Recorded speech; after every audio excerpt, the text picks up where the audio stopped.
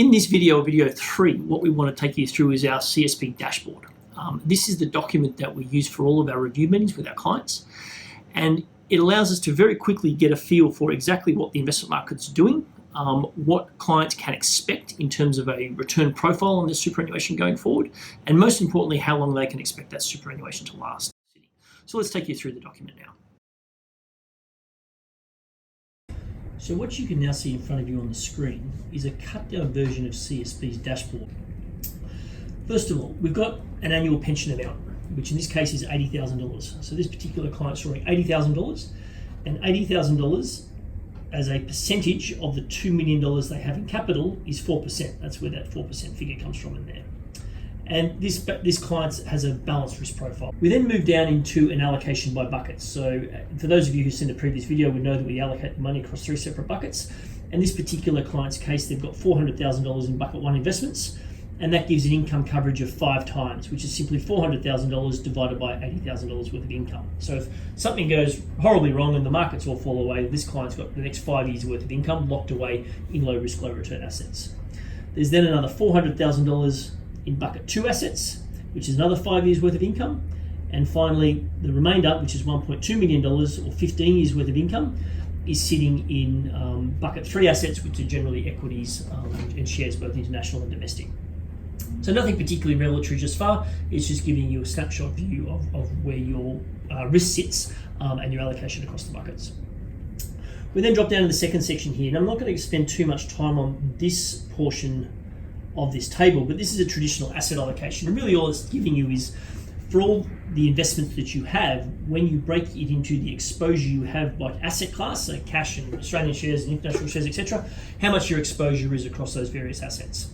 And in this particular client's case, you can see we've got 24% in defensive assets, we've got 68% in growth assets, and we've got a little bit in alternatives. Where I really wanted to focus was on the next section. So you can see here to the right of the asset allocation, we've got a 10-year forecast return. And these are, we buy this information in, this research in, so it's not information that we generate internally here at CSP. And what this tells us, or what it gives us, is the forecast of each of those asset classes and the expected return or the return they're expected to make per annum over the course of the next decade. So in this particular case, for example, for Australian equities, when we put this together, the expected return was 7.6%. International equities were 5.7%, etc., etc. Now, where this becomes particularly valuable is that if we know how much we've got in each asset class, and we know how much we expect that asset class to earn over the next decade, then we can do some mathematics and we can generate a 10-year forecast return off that number, which in this particular case is 5.4%. Now, for those of you who are going to try to reconstruct this at home, that 5.4% is the gross return, less fees and less tax, depending on the taxation structure that the client's sitting in. So we're expecting this portfolio to do 5.4% per annum for the next 10 years. We expect inflation at 2.3%, and therefore the real return, or the return above inflation, we expect on average to be 3.1%. And basically what this then says is, if you draw a income of $80,000 from a pool of $2 million, and you generate a return on average of 5.4%, and inflation's running at 2.3%, then we would expect that portfolio to last you 50 years. Now, when I talk about that portfolio lasting you 50 years, if I talk to you mathematically, because I'm using an average return, what I'm really saying is that is a number in which I have 50% confidence. Or to talk to you more accurately, I am 50% confident the portfolio will get at least 5.4%, and therefore I am 50% confident that the portfolio will last you for 50 years. Now, when you think about it, that's not a particularly useful piece of information at the end of the day. To give you information in which I have 50% confidence, I don't think it's a particularly strong foundation for decision making.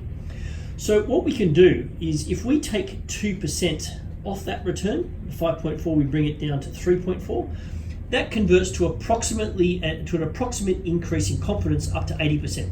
So what I'm saying is, although I'm 50% confident we're going to get a return of at least 5.4, I'm actually 80% confident that I'm going to get a return of at least 3.4.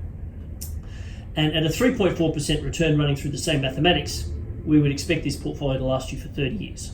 So I'm 50% confident it's going to last for 50 years. I'm 80% confident you're going to get at least 30 years out of it. And I think that 80% confident is a much better foundation for decision-making processes for clients.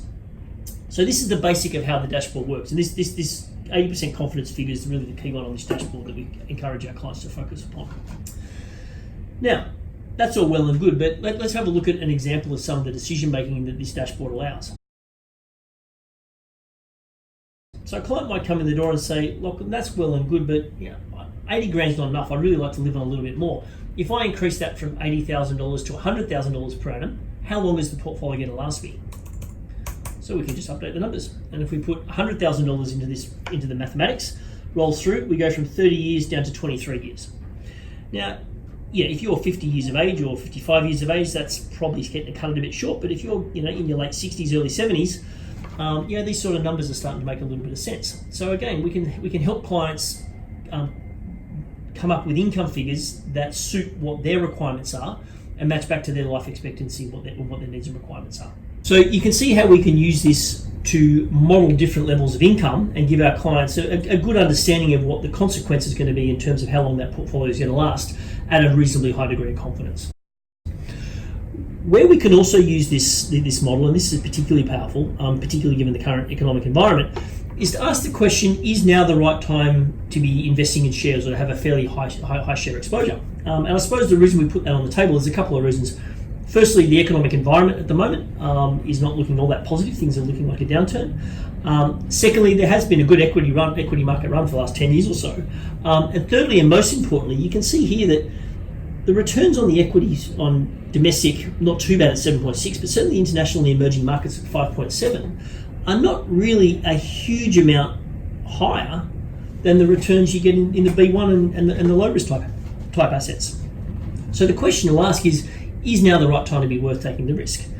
Now, the way we help clients answer that question is not to talk about impact on expected 10-year numbers or return numbers. The real question is, okay, well, if I de-risk the portfolio, what's the consequence on longevity? So in this particular case, this client's got 1.2 million. Let's say we wanted to model what would happen if we took a third of their equity exposure out and put it into conservative assets. So a third of 1.2 million is $400,000. So when I press enter, the B1 assets are going to go from 400 to 800, and the B3 assets are going to go from 1.2 million to 800. So taking 400 off one and put 400 on the other. Now, quite clearly, the number to watch is down here. What happens to the portfolio longevity at 80% confidence if we take 1/3 of the equity market risk out and put it into B1 style assets? $400,000, we've got 23 years at the moment. We de-risk and we're still at 20 years. Now, 23 years down to 20 years is not a particularly large reduction in longevity. And again, I think this really highlights, from a client perspective, what the consequences of taking risk are, because equity markets at the moment, in my view, have a fairly significant amount of risk, and that's okay if you're getting rewarded for that in the sense of significantly increased longevity. But certainly the decision making we've been running through with clients recently is when we do these numbers, a significant reduction in portfolio risk isn't necessarily correlating to a significant reduction in longevity, and that would sort of indicate there is some room to take some risk out of the portfolio. So this is just two examples of how we can use this dashboard to help our clients make some smart decisions with their money, but particularly using these 10-year forecasts that are updated every month and from external research sources, converting it to 80% confidence and converting discussions around risk and return into how long is the portfolio going to last certainly enables CSP clients to make some pretty smart decisions. Thank you for watching our introduction to CSP's Three Buckets program and the high-level overview of our dashboard. If our approach to investing has resonated with you and you'd like some more information, please feel free to jump onto our website at www.csp.com.au, and there you'll find our contact details where you can get in touch with us and set up an initial appointment. We look forward to talking to you soon. Thank you.